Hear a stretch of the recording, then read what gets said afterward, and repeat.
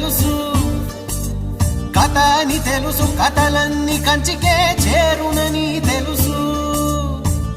తెలుసు తెర తొలుగుతుందని, తెలుసు తెల్లారుతుందని, తెలుసు ఈ కట్టె పుట్టుకుమంటదని, తెలుసు ఈ మట్టి మట్టిలో కలిసిపోతదని.